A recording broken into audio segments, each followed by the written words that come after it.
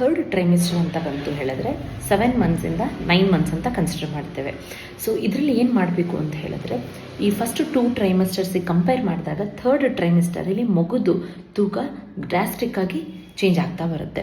So ಇಷ್ಟು ದಿನ ನಾವು ಏನು ಮಾಡ್ತೀವಿ, ಸ್ಕ್ಯಾನಲ್ಲೆಲ್ಲ ಏನು ಬಂದಿರುತ್ತೆ, ನಿಮಗೆ ಗ್ರಾಮ್ಸ್ ಲೆಕ್ಕದಲ್ಲಿ ಮಗು ತೂಕ ಬಂದಿರುತ್ತೆ. ಆದರೆ ಈ ಥರ್ಡ್ ಟ್ರೈಮಿಸ್ಟರಲ್ಲಿ ಏನಾಗುತ್ತೆ ಅಂದರೆ KG ಮಗು ತೂಕ ಜಾಸ್ತಿ ಆಗ್ತಾ ಬರುತ್ತೆ. ಸೊ ಅರೌಂಡ್ 7 ಮಂತಲ್ಲಿ ಏನಾಗುತ್ತೆ 1.5 kg ತನಕ ಮಗು ತೂಕ ಬರುತ್ತೆ. ಸೊ 8th ಮಂತಲ್ಲಿ ನಿಮಗೆ 2 ರಿಂದ 2.5 kg ಅಷ್ಟು ತೂಕ ಜಾಸ್ತಿ ಬರುತ್ತೆ. 9 ತಿಂಗಳಲ್ಲಿ ಸಂಪೂರ್ಣವಾಗಿ 2.5 kg ಇಂದ 3.5 kg ತನಕನೂ ಮಗು ತೂಕ ಬರೋಕ್ಕೆ ಕಾರಣ ಆಗುತ್ತೆ. ಸೊ ಮಗು ತೂಕ ನಾರ್ಮಲ್ ಆಗಿ ಎಷ್ಟಿರಬೇಕು ಅಂತ ಹೇಳಿದ್ರೆ 3 kg ಅಂತ ಹೇಳ್ತೀವಿ ನಾವು.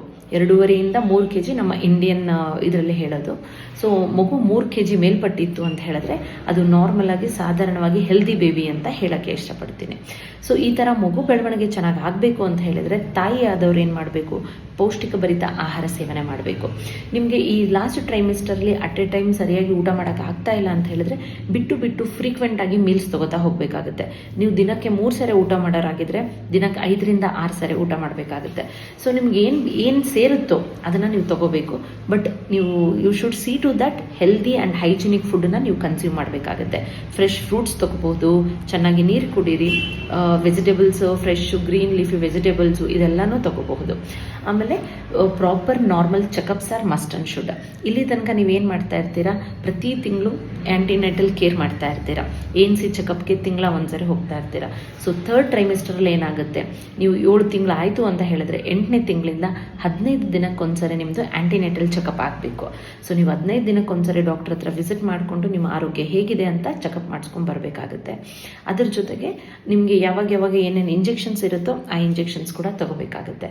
ಸೊ ಏನು ಮಾಡಬಾರ್ದು ಅಂತ ಹೇಳಿದ್ರೆ, ಆದಷ್ಟು ನೀವು ಭಾರ ಎತ್ತೋದಾಗಿರಬಹುದು, ಅಥವಾ ಅಬ್ನಾರ್ಮಲ್ ಪೋಸ್ಚರಲ್ಲಿ ಮಲಗೋದಾಗಿರ್ಬೋದು, ಅಥವಾ ಜಾಸ್ತಿ ಹೀಲ್ಸ್ ಇರ್ತಕ್ಕಂಥ ಸ್ಲಿಪ್ಪರ್ಸ್ನ ಹಾಕೊಳ್ಳೋದಾಗಿರ್ಬೋದು. ಆಮೇಲೆ ಆದಷ್ಟು ಜಂಕ್ ಫುಡ್ಸ್ನೆಲ್ಲ ಅವಾಯ್ಡ್ ಮಾಡಿ. ಆಮೇಲೆ ತುಂಬ ಏನಂತ ಹೇಳ್ತೀವಿ, ಭಯಾನಕ ಆಗಿರ್ತಕ್ಕಂಥ ದೃಶ್ಯಗಳನ್ನ ನೋಡೋದಾಗಿರಬಹುದು, ತುಂಬ ಜಾಸ್ತಿ ಸೌಂಡ್ ಇರ್ತಕ್ಕಂಥದ್ದು, ಫಾರ್ ಎಕ್ಸಾಂಪಲ್ ಲೈಕ್ ಮೂವೀಸ್, ಥಿಯೇಟರ್ಗೆ ಹೋಗಿ ಮೂವೀಸ್ ನೋಡೋದಾಗಿರ್ಬೋದು, ಅದರಲ್ಲಿ ಹಾರರ್ ಮೂವೀಸ್ ನೋಡೋದಾಗಿರ್ಬೋದು, ಇದೆಲ್ಲನೂ ನೀವು ಅವಾಯ್ಡ್ ಮಾಡಬೇಕಾಗುತ್ತೆ. ಆದಷ್ಟು ನಿಮ್ಮ ಪ್ರೆಗ್ನೆನ್ಸಿ ಟೈಮಲ್ಲಿ ನೀವು ಏನು ಮಾಡಬೇಕು ಅಂತ ಹೇಳಿದ್ರೆ, ಅಪ್ರಾಕ್ಸಿಮೇಟ್ಲಿ ಅರೌಂಡ್ 2nd ಟ್ರೈಮಿಸ್ಟರಿಂದ ನೀವೇನು ಮಾಡಬೇಕು ಅಂತ ಹೇಳಿದ್ರೆ, ಆದಷ್ಟು ನಿಮ್ಮ ಮನಸ್ಸನ್ನು ನೀವು ದೈವಿಕ ಕಡೆ ಚಿತ್ತ ಮಾಡೋದ್ರಿಂದ ತುಂಬ ಒಳ್ಳೆಯದು. ಆದಷ್ಟು ನೀವು ಏನು ಮಾಡಿ, ದೇವರ ಪುರಾಣಗಳನ್ನ ಓದಿ, ಒಳ್ಳೆ ಕಥೆಗಳನ್ನ ಕೇಳಿ, ನೀತಿ ಕಥೆಗಳನ್ನ ಕೇಳಿ, ಅಥವಾ ನೀತಿ ಕಥೆಗಳನ್ನ ಓದ್ತಾ ಬನ್ನಿ, ಅಥವಾ ಒಂದು ಸುಂದರವಾದ ಮಗುವಿನ ನೀವು ಭಾವಚಿತ್ರ ನೋಡ್ಕೋತಾ ಬನ್ನಿ. ಆಮೇಲೆ ನೀವು ನಿಮ್ಮ ಮಗು ಜೊತೆಗೆ ನೀವು ಮಾತಾಡೋಕ್ಕೆ ಶುರು ಮಾಡಬೇಕು. ನೀವು ನಿಮ್ಮ ಮಗು ಜೊತೆಗೆ ಯಾವ ರೀತಿ ಮಾತಾಡಬೇಕು ಅಂತ ಹೇಳಿದ್ರೆ, ಆ ಮಗು ಎಲ್ಲನೂ ಅದು ಕೇಳ್ತಾ ಇರುತ್ತೆ. ಸೊ ನೀವು ನಿಮ್ಮ ಮಗು ಯಾವ ಥರ ಆಗಬೇಕು, ಏನಾಗಬೇಕು, ಏನೇನು ನಿಮ್ಮ ಏಮ್ಸ್ ಇರುತ್ತೆ, ಗೋಲ್ಸ್ ಇರುತ್ತೆ, ಅದನ್ನೆಲ್ಲ ನೀವು ಹೇಳ್ತಾ ಬಂದರೆ ಮಗುಗೂ ಜನಿಸಿದ ಮೇಲೂ ಕೂಡ ಆ ಎಲ್ಲ ಸ್ವಭಾವಗಳು ಮಕ್ಕಳಲ್ಲಿ ಬಂದಿರುತ್ತೆ.